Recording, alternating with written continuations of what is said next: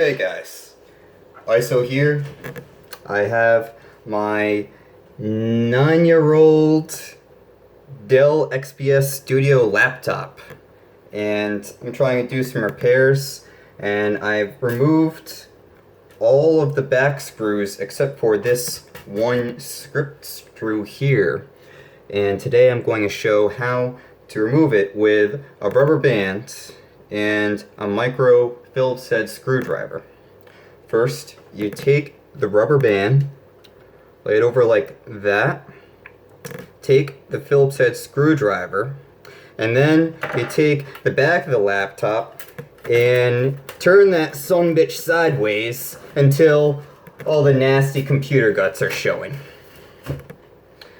I still have 18 screws left. Wish me luck.